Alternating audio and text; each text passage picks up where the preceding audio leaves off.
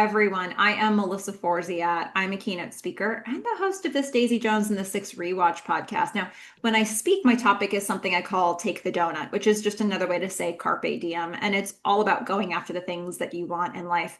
And something that I wanted to do this year was rewatch the show Daisy Jones and the Six, but this time talk about it with other people. And it all started with doing deep dives into each episode. I did those. Those are done. It's a 10 episode show, so that's a pretty quick binge if you haven't been able to go through it. And now I'm getting an opportunity to speak with people who worked on the show, cast and crew. So this is going to be a fun interview today. But before I introduce my guest, just a quick housekeeping item. Uh, if you're looking for spoiler-free coverage of Daisy Jones and the Six, the episode recaps are spoiler-free up until the episode you're on in the recap. These interviews could have spoilers. I don't know what's going to get said about any episode of the show, so just know that up front. But also, it's a 10 episode show, really fun to binge. So if you haven't seen it yet, go check it out and then come back to this. But if none of that deters you, I'm so excited to have you here, and I'm very happy to be talking to my guest for today, who is Chris Welcker, who is the production sound mixer for the show. Welcome. Hi, thanks. So glad to have you here. For transparency and for people who are listening, when Chris and I connected, and first thing I said was like, what do you do? And I think for me, those are always the most interesting interviews when I have to learn about somebody's job. So we're going to have a pretty good deep dive into what a production sound mixer does. But before we do any of that, Chris, I wanted to start by asking the question I would normally start with, which is how did you get connected with this show? Yeah, well, I was working on a TV series at the time called The Thing About Pam. It was a series with Renee Zellweger, kind of a Blumhouse, NBC, Universal TV series. And we had a showrunner that I was working with on that. And I had just gotten a phone call about a job that was scouting New Orleans, and which is where I was working on that show.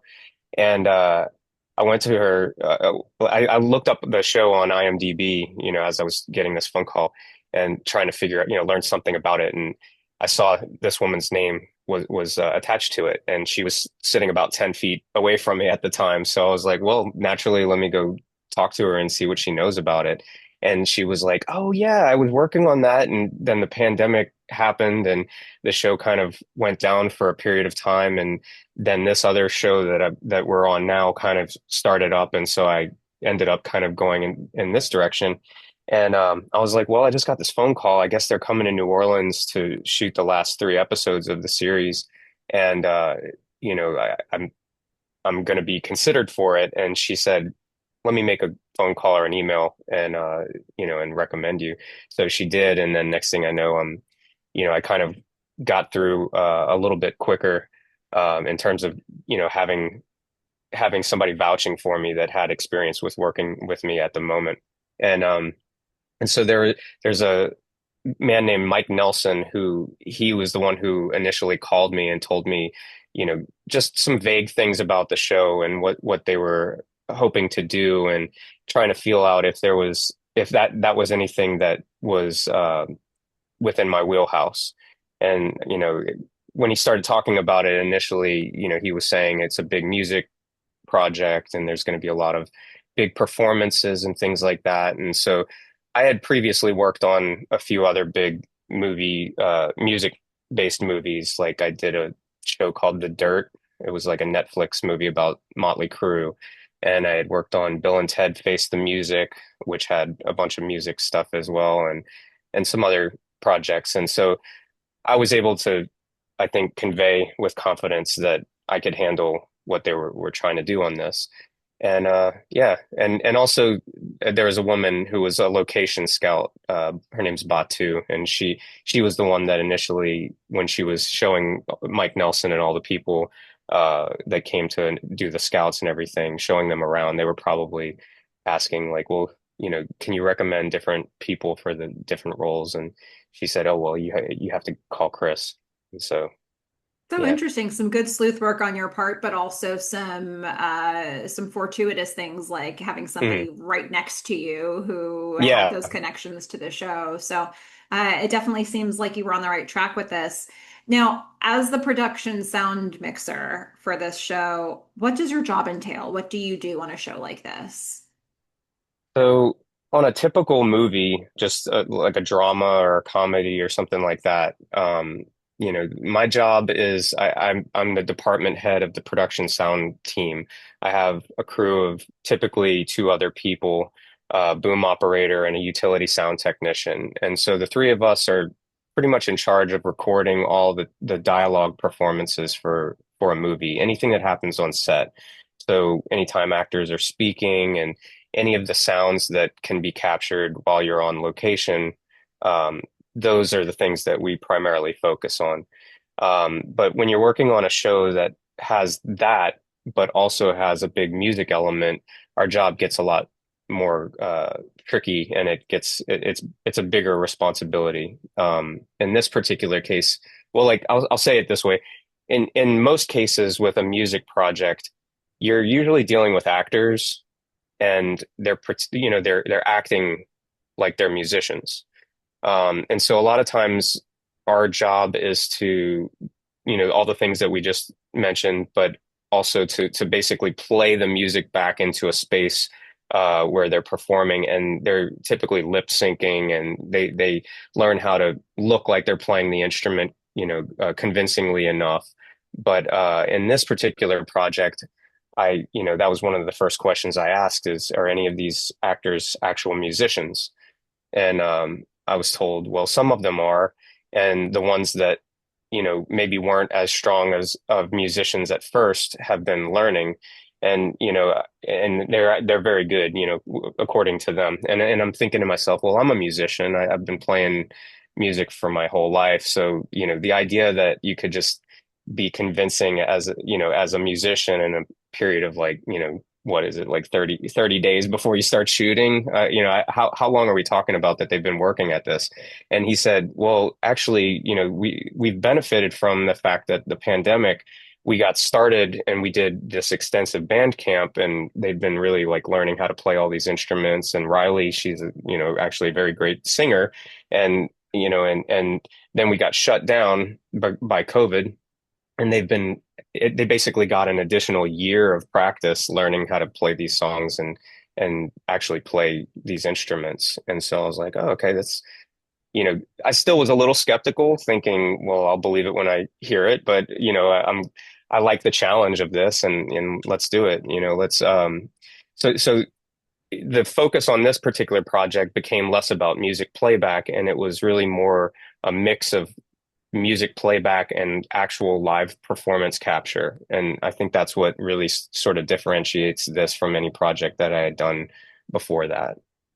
So interesting. And because of some of the information you threw out, I mean, I think as we talk about the episodes or the scene work that you did, it'll be interesting to know because you mentioned capturing dialogue and capturing music or any other sound that's happening. And we have a lot of times when there's like dialogue and music happening on stage at the same time. So I have a feeling we'll get Hmm. into that a little bit more as we get into some of the scenes. But on a bigger picture note, just to go off of what you were just saying. So, in terms of the role you just described, what other departments or roles in the crew, or I guess on the cast, do you most typically work with on set?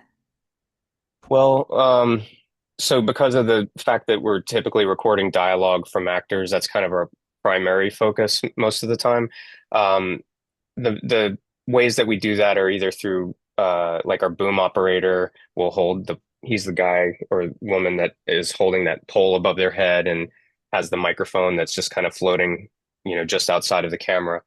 Um, that's one way to do it. And then also we put a lot of microphones under actors' clothing. So because of that, because we're always having to hide those mics and you don't want to see them, and the depending on the wardrobe, there can be tricky things with if there's like beaded necklaces or if there's sheer materials that you would see the microphone through. We have to work closely with the costume department and the actors to try to find a solution that gets the sound that we need and also keeps the illusion there, so that we don't see the, what we don't see the, behind the curtains of what's actually technically allowing this performance to feel real on camera. That's such a good point. And now that you say that, I'm just thinking about like literally everything Riley has to wear on stage in the show. It's all Yeah. sheer. Uh, Yep. that's Yep. got to be a real trick. Yeah. There were a lot of times where also actually in that situation with Riley, there were numerous times where we worked with the hair department because she had longer hair. A lot of times we were able to hide our microphone pack behind her hair, and then they would Interesting. sometimes even put the microphone in her hair so that we would be able to have something close enough for quiet dialogue and or in noisy spaces. But it's right there, and you just don't even see it because they, you know, hid it within her hair. That's so interesting. I bet people are going to be Hmm. looking for that now. I know I will on Yes. rewatch to see if I can ever catch it. I remember specifically a scene where we did that, where Riley and Simone are at a restaurant, and it's in the French Quarter in New Orleans, and it's like a lot of white tile floor, and they're sitting at a table, and I think Simone is saying something about how she finally just decided to kind of like be herself, and do her thing, and that scene, Riley was wearing the mic in her hair right there. I don't think you'll ever see it. It's That's the kind of so stuff that we look interesting. for. I would think hair moves so much that it would make noise, but Hmm. it does sound like the least obtrusive Hmm. place to put it, given the wardrobe she was so often put into or costuming. Yeah. Um, you mentioned like when you first were looking at the role, some of the things that you were, some of the questions that you had. Hmm. Is there any kind of prep work you can do for your role? What, when you know you've got the job, what can you do to prepare for something like this?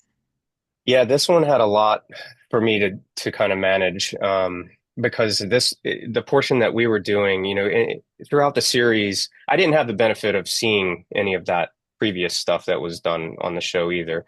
But I was basically understanding that the last three episodes are when they're going on tour, and the band's starting to see some success, and then by the end of the series, the last episode, it's really they're at the peak of their success, and before the spoiler alert, the band breaks up. Um, so yeah, it was, we were kind of taking on the sort of biggest performances of the series in terms of the size, the arenas, and the number of extras in the crowds, and larger stages with more instrumentation, and things like that.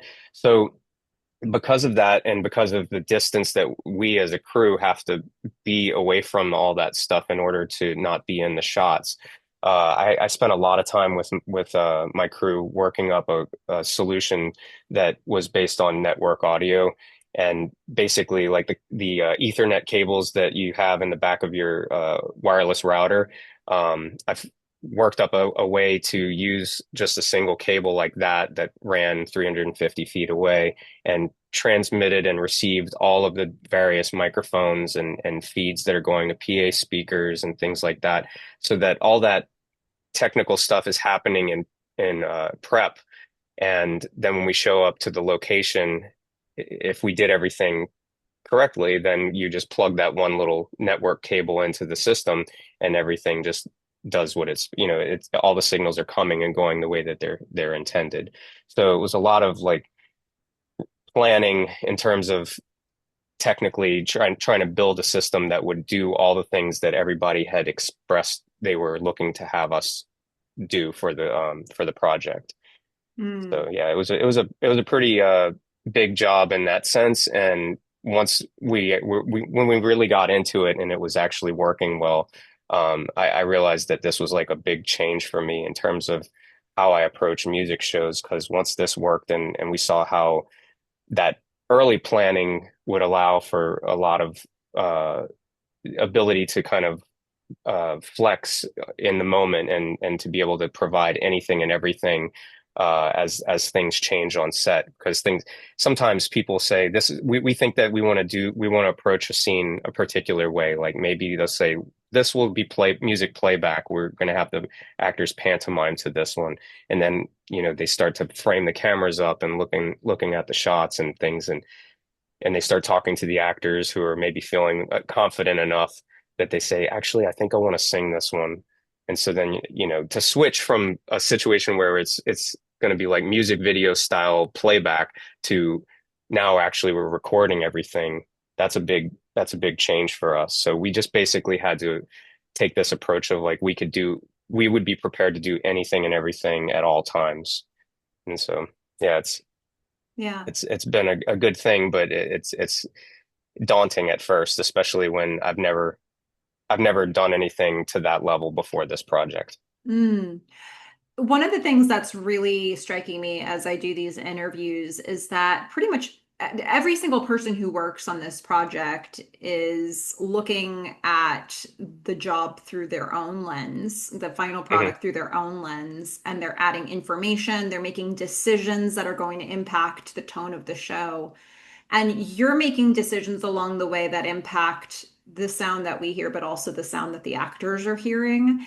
Hmm. Um, and so, obviously you have to be on the right page in terms of tone, just like everybody else does.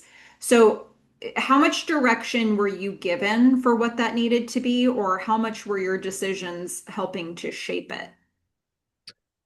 Um, well, I think, our director for those last three episodes was in Zynga, and she was pretty open to, I would make suggestions to her, things that I thought would be valuable from my perspective as, focusing solely on sound. And she was always pretty supportive of those ideas. I think she appreciated when people would bring good ideas to her. Um, yeah, it was in that sense, it was um, I think that she kind of allowed us to just do our thing and trusted us. So in that sense, it was kind of nice because I felt like this was an important project from my perspective, from the sound perspective, and I had uh, sort of an idea of like an aesthetic in terms of the dialogue and how I hoped that the dialogue would sound, and we just kind of did that on our end, and I think it's one of the shows that I'm most proud of in terms of like the sound of the dialogue as well as the music, the parts that we played.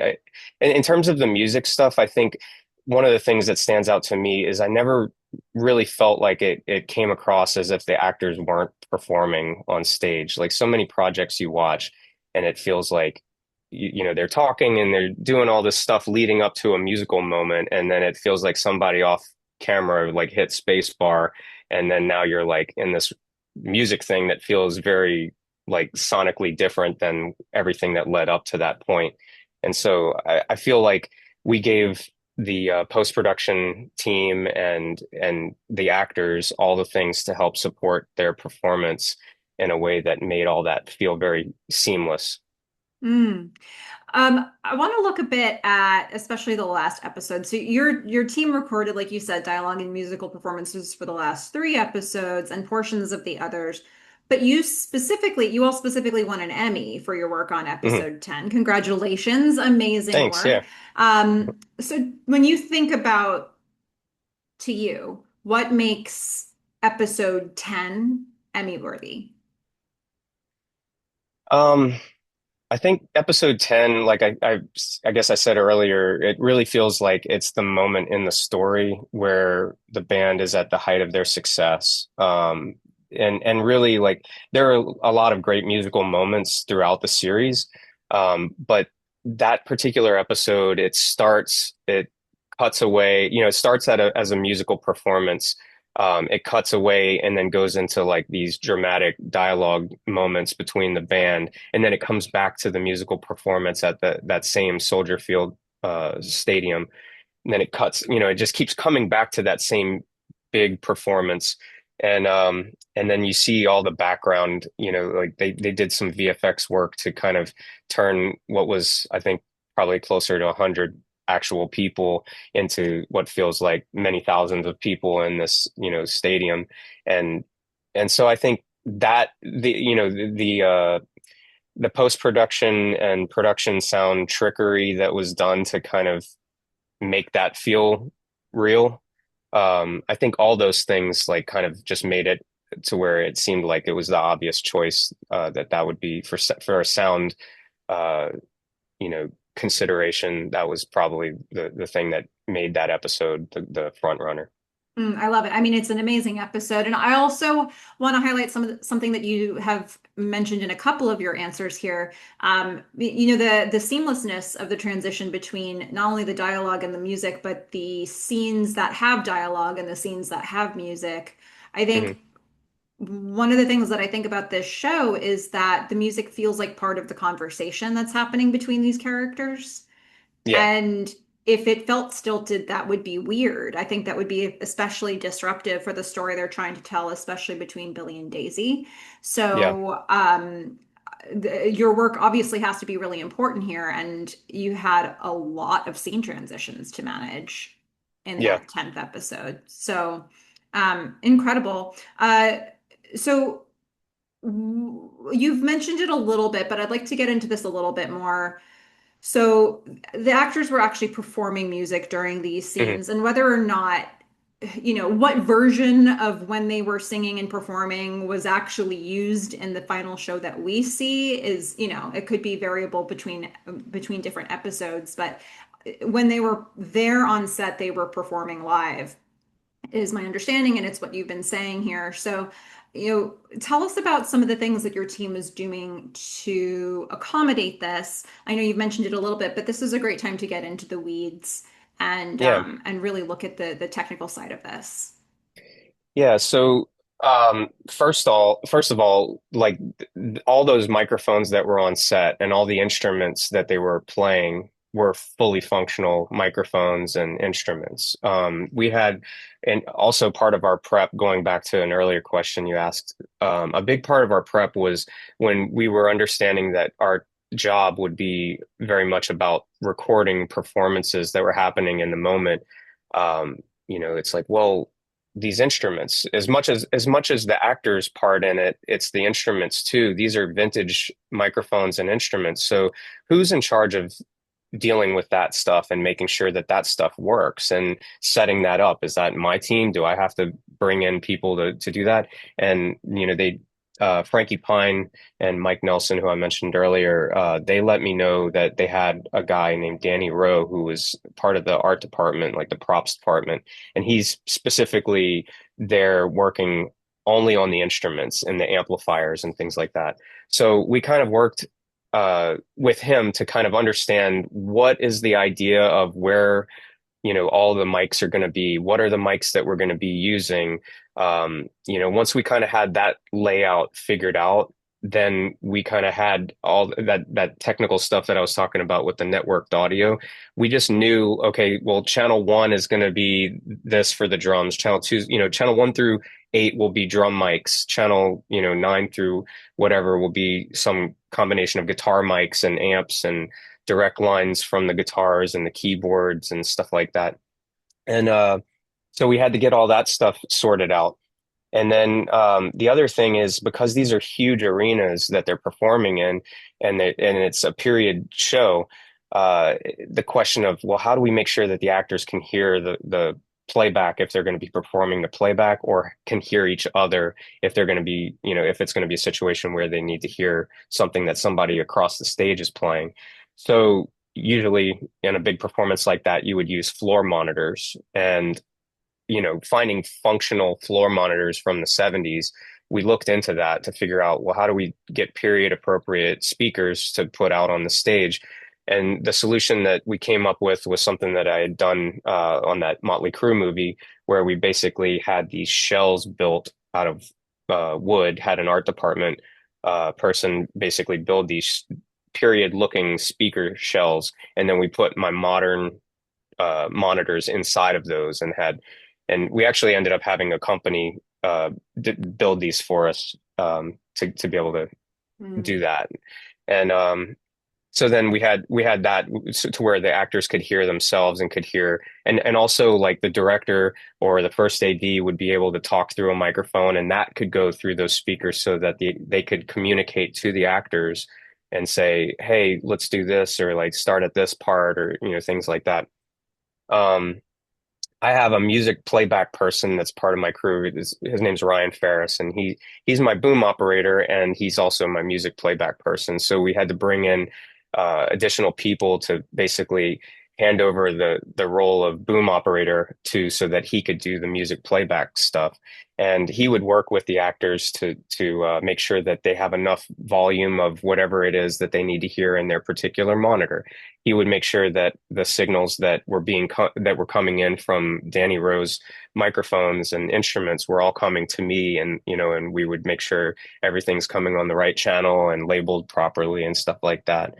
Um, yeah, and sometimes there were in-ear monitors that, invisible, earpieces so that they could hear the music and just play. If we didn't want the music to be in the picked up by the microphones, then sometimes we'd have to use in-ear monitors that that you don't see visually, but and also you don't hear them because you don't want it to happen over their actual vocal performance. So yeah, just it's a whole combination of things, and it's all dependent on the shot and on the specific scene and what we're trying to accomplish. Mm. So you're talking quite a lot about the big arena performances, which of course you have a lot of those in the last three episodes. But what would be Hmm. the difference for you and how you would approach scenes like that versus scenes like, in smaller rehearsals or, Hmm. smaller stages for performance? Um, well, it's just a lot less tracks, first of all. And then, there was one scene that I remember where Billy and Daisy are in like a hotel room and she's playing a song that she's been working on the guitar. And and for that one, I think at one part of the morning, Riley was feeling maybe a little like less confident in wanting to do it as a live performance. And so we started out, Frankie would kind of like butter her up a little bit, I think. And after we heard a few, because she was basically singing on top of hearing the performance and like the playback in her ear. And sometimes she wouldn't want to hear her voice, like she wouldn't want to be exposed, in front of the crew. And so we would play the music and she would sing along to it so that it looked like she was performing. And then after a while, it was like we had our microphones on her, and I was like, listen to her voice. Like she's doing great. Like why aren't we just recording this? We should just record this.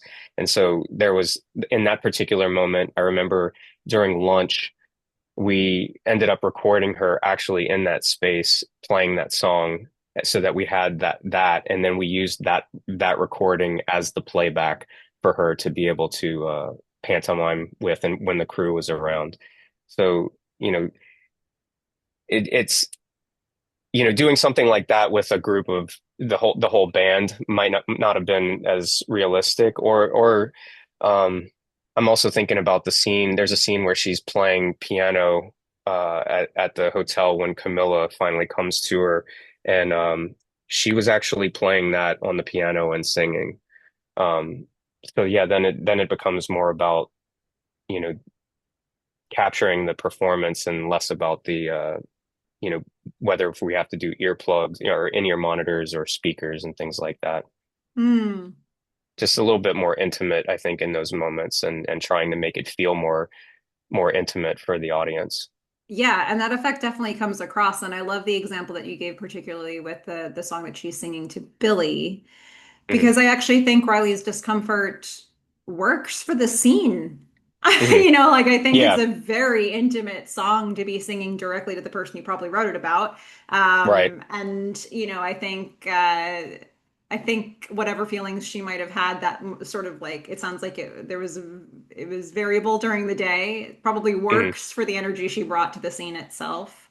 Yeah. Um, we get a scene like the press conference. Hmm. Um, there's a ton of background noise in that room. There's a lot of camera flashes. There's just so many things. There's a lot happening in that scene from a sound Yeah. perspective and from a visual perspective as well. Tell us about working on a scene like this. So that one was interesting for us. I think we had little microphones on the table in front of each of the actors, when they were doing the press conference. And all of those were functional mics. Danny Rowe, he helped us with those as well. And so I had all the signals coming from those microphones to me.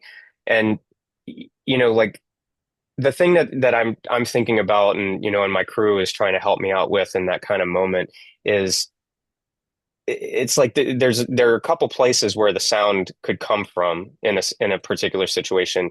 There's like the for the shot, like if you're doing a close up shot of a person, you're hearing the sound from the boom microphone or from the lavalier microphone, but then that in the scene they're talking through this little handheld mic, and so if it's a press conference, I'm thinking, well, that microphone would be playing into the room through some speakers so that people in the back of the press conference would be able to also hear, what the people on the stage are saying.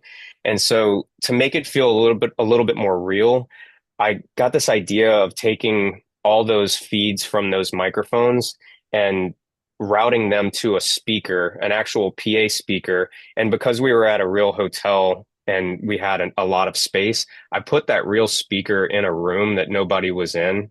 And I just made that, like I blasted that speaker out loud, like as if it was the real press conference. And then I had a microphone in the room that was a lot farther away from it.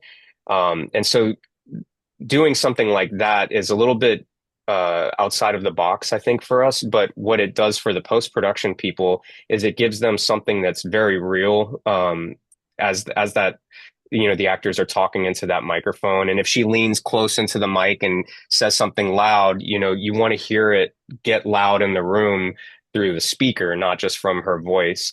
And so, but at the same time, there's this whole part of me that doesn't want to do anything that's going to handcuff the post production sound people from being able to have that clean sound of her just saying the thing quietly. So by having that speaker in a different room, it gave the effect of the voices coming through that PA system without actually being in the room that they were in, if that makes any sense. It does, yeah. I mean, it's a lot to consider, especially when you think about there's a post-production team that needs sound team that needs to be able to make decisions too. And Mhm. I don't know to what extent you can have even a conversation with them or if it just gets handed to them when you're done. Yeah, But that's yeah, pretty much how it goes. pretty much how it goes. Well, okay, so talk to me about some of the nuances of the SNL performance. Um, well, that one was a little bit different because that was at a smaller venue. That was done at the Civic Theater in New Orleans. Um, it was a very echoey kind of place, and it was kind of the period nature of it. We had all these. I think they actually brought in. I forget the name of the. I'm drawing a blank on the name. A Fisher boom. Sorry, it's like the thing that you always see where there's a person and they've got wheels and they've got the microphone attached to that. Um, we were trying to actually make that a practical microphone and have one of our sound people actually be operating that in the shot and have that be part of when there's the announcement like Daisy Jones in the six, everybody, and like she walks off, that could actually be a functional thing. Um, but yeah, that one that one was a little bit. It's not too dissimilar from what we did with the bigger performances. It was just more of putting the monitors in that space with the shells that we had built, and but the band was a lot closer together. So yeah, I don't know that one felt like too different from some of the other bigger performances from our standpoint. Hmm. One of the things I loved in episode 10 is when we get towards the end of the performance, we get a section where Billy's going around and introducing all of the band members, and he goes to Mhm, each individually, and you get there's that particular band member is sort of featured for a second in the mhm. audio, but you're getting dialogue, you're hearing background music. It seems really complex to me, but I love it, and I kind of love that we get that little feature of each performer as we go through. Tell me about making this happen. Yeah, that was one that Frankie Pine was really concerned about, and a lot of people were concerned about because that was not a playback situation. They wanted that to feel like it was real. but we also knew that there was the situation of Billy going around and introducing everybody. So we were worried that any of the performances of what they were doing on stage could contaminate his dialogue through that microphone. And so we were thinking, well, like, are we going to have Warren like pretending like he's playing the drums, because the drums are kind of the hardest to they're very loud. So like you can't fake playing drums though. I mean, if you people do it in movies and I see it as a sound person, it kind of like stands out to me. You'll see them go to hit the cymbals and it's like there's 4 inches of space, like they're playing air drums. So that had to be real, and we were worried about, well, what's that going to do to Billy's dialogue in the scene? And because he was using that dynamic mic handheld and he was talking so closely into it, um, when I did the gain for that microphone, you really couldn't hear anything besides his voice. It was like as if he was completely isolated from everything else. So once we realized that, it's like you can do, everybody can do whatever they want in this scene. They can play live if that's what they want to do. They can, we don't have to worry about it ruining that dialogue. And so once we kind of realized that was the case, then it kind of freed us up to just like worry about the performance of, how he interacts with everybody, especially Eddie. I'm so glad that you mentioned the call up to Eddie because that seems like not even knowing much beyond what you've just said about your role. That part seems so complicated because you've got the rest of the music is still sort of continuing in the background as it had Hmm. been. Hmm. But you have a significant difference in like, Sam has to do as Billy, he has to like be talking to the audience, but then he has an aside Right. to Eddie, and Eddie speaks back to him, and it all needs to sound natural, and it does to me because when I Hmm. think back on this scene, it all works, and I Hmm. love that everybody's getting featured, but sound wise, I understand what's happening. Like if I weren't looking at the screen, I Hmm. could still imagine what was happening based on how I'm hearing the sound. So I love that you mentioned the complexity of the part with Eddie in particular. Yeah. Yeah, that one. So the other kind of interesting thing about that shot as well is that was a oneer, meaning that the camera operator, he was a steady cam operator. His name's Joseph. He they all the interactions, all the camera moves and everything had to be just right in order for it to not have a cut point, to not edit that shot at all. And it was just so as he's moving around, and the choreography between him and the actors had to be, I think we ended up doing probably like 8 or 9 takes of that scene, and finally it was like we got this one. I think we probably did a couple extra ones. I want to say I don't remember which one ended up. It wasn't. I don't think it was the last shot of the one that we did. I think we did a few safeties, and maybe they thought well, actually it was take 7 that was the best, something like that.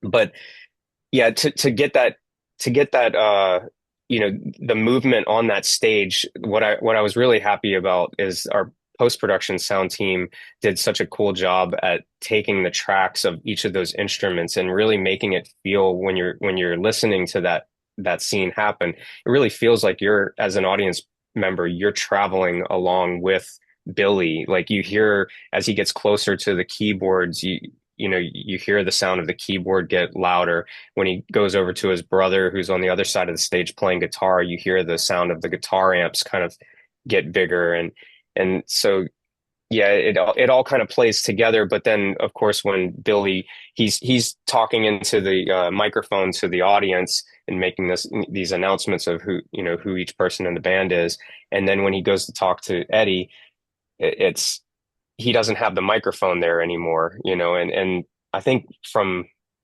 our perspective, it's like, well, how are we going to do that? Because I think he also had a lot of deep V kind of shirts and stuff. So it's like when he's leaning over like this, like how are we going to get him kind of saying this low level thing? And I think we ended up actually using Eddie's mic because he talks right into Eddie's chest pretty much. So yeah, it all just kind of like sometimes it's planning, sometimes it's luck, but it ended up working out. And I know that Lindsay Alvarez, who's the one of the like re-record mixers on the post-production side, she and Matthew Waters, they had probably a hard time trying to make that work, but I think they did a really good job because it just felt real and natural when he talks to to Eddie like that. I think they did an amazing job. And it's I got kind of fixated on one thing that you said there as well. So it was a oneer that you're calling it that scene, but it rolls kind of straight into the song Aurora, I think, right? So Yeah.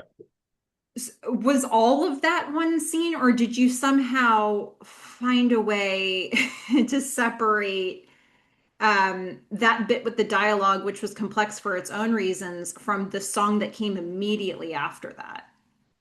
I wish I could remember at this point, but Yeah. you're jogging my memory now. Yeah, I think because then eventually Daisy comes on stage, and Daisy then introduces Billy to the Hmm. crowd, and then they go right into that song. So yeah, I think, but I think as soon as they start to go into Aurora, I want to say it cuts away To maybe to like Camilla quite a Camilla bit. and the Yeah. audience. Yeah, and I suppose there is like maybe a cut point when Daisy introduces Billy, but I do think that there would be a lot of blending from a lot of different editing departments to make that Yeah, happen. But they're yeah. both really complex pieces of the scene for totally different reasons. Mhm. That's interesting. Yeah, Well, I remember at the moment at the time. What I can't remember is if my music playback operator Ryan Ferris, if he manually just kind of knew when to come in with Aurora and triggered that to happen at the appropriate point, or if it may have just worked out to where after 7 takes of it, he had it down, or Sam had it down. How much time? Like he just kind of felt how much time he had to be able to do the introduction of all the people. yeah. I think actually, if I think it was actually that they were just playing that part, It was the like the music, intro to and the then song that they were playing, yeah, which is why it and then runs I right think into the song itself. yeah, I think my music playback operator, he actually only triggered Aurora, if I'm not mistaken, Mm, because then it became playback of that song. yeah. Well, obviously you did so much work on this. Are there other people that you worked with that maybe didn't get mentioned somewhere along the way in this conversation who you feel like are unsung heroes, like, or any departments that you feel like people who enjoy the show should know about the work that they did? Yeah, it's kind of a funny thing. I mean, I say it's funny. It's a little unfortunate, but one of my crew members, Emily Pouliard, she's the utility sound technician on the show. Um, her name wasn't in the credits after all the work that she had done. It just happened to be that way. I don't, it was a mistake, but it was an unfortunate one. So, when you say unsung heroes, like she's the most unsung hero and my book for this project because she did so much working with the actors to put the microphones on them and to fill all the different roles that were needed on a show like this for a sound department. Um, we had a constantly growing and shrinking department because anytime we had the big music scenes, we had 2 extra people that we brought on with us. So, managing all the normal day-to-day stuff while also coordinating, making sure that those people were scheduled to come in and then they came in and getting them up to speed on all those things. It's a big job on a show like this, and she did a great job. I'm glad you mentioned her. Shout out to Emily Pouliard. You did amazing work. Is there anything else you want us to know about the music for this show, or the dialogue, or the sound of this show that hasn't come up yet? Um, I think something that I'm most proud of, and I don't know that it's something that I hear people talk about, but from my perspective, one of the things that I really loved about the way that the dialogue sounded on this show, I felt like our post-production sound team, again, Lindsay Alvarez and Matt Waters, it's like the show sounded the way that I always thought it should sound, which is not always the case. I feel like as a production sound mixer, I'm giving the post people a bunch of elements to work with. But I have this concept in my head of how like a certain aesthetic. And part of that for me is that I some TV shows you'll watch, it's like if an actor is far away from the camera, they'll still sound very present and up close because they tend to use the microphones that are on their bodies, and that microphone is just this far away from them. And I really like to try to incorporate the acoustics of the space a little bit more and create a sense of perspective. So when somebody gets really loud in a certain kind of environment, I like it to sound like you hear that that that voice kind of there's a certain reverb that should happen. And I feel like on this show it really just sounded exactly like the way that it was supposed to. I can think of a couple scenes in particular. There's one uh where Sam and uh Billy and Eddie. Billy's like frustrated and he's playing guitar in his hotel room, and Eddie walks in and he basically quits the band and they get into a fight, and that's leading right up to that Warner scene. And he smashes that guitar. That's so loud compared to just like he's before that when he's just by himself, he's kind of crying and breathing, and you're just hearing this like really quiet breathing. And then, you hear the knock on the door, Eddie walks in, and then they kind of get a little bit louder until it gets really heated. And then Eddie lands on the piano and you hear the bang of the keys. And like, that's real, like trying to capture that in a way that sounds like you're there, and it sounds acoustically appropriate as if you were right there. It takes a lot of microphones, and it takes a lot of planning in terms of like where to put those microphones to be able to provide all those elements for the post-production people to then, do the right things with. And I felt like we went out of our way to give them those things, and they did all the things to make it just sound really great. So I mean, now you got me thinking about where you would put microphones to capture the sound of Eddie landing on the keys of the piano. yeah, Oh my gosh. So many fun things to think about next time I do a rewatch. For you, I know this has been a challenging several years for your industry, so I'll try to yeah. phrase this question with as many possible outcomes as I can. Is there any other projects you want to shout out? And it could be something upcoming, it could be something that you've done. Uh, what should we be on the lookout for?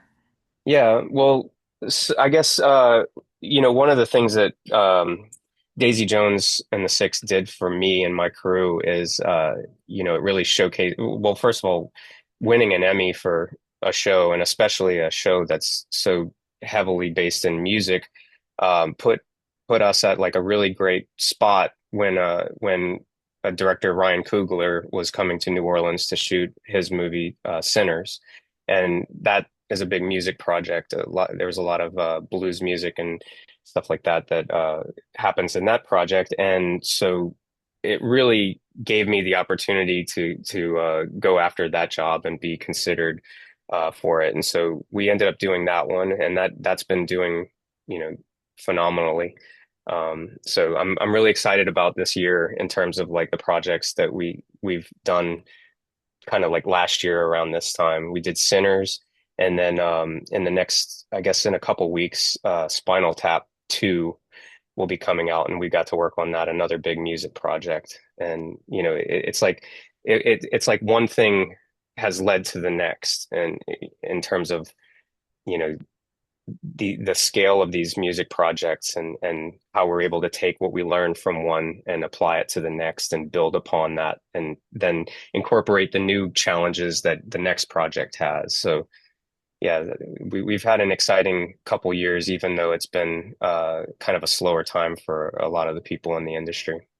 Yeah, you have a nuanced skill set that works for this trend that we've seen in the types of projects that are coming out or are being filmed. And this is so amazing. Well, we'll all have to check those out. So it sounds like you Yeah, and your team have some pretty cool things you've been working on lately. And I just want to thank you so much for taking all this time and chatting with me and sharing what may at times have felt like the ABCs of what you do, but also I think, gave all of us who don't know the industry a lot of context for the work that you put into the show. So thank you so much for all of that.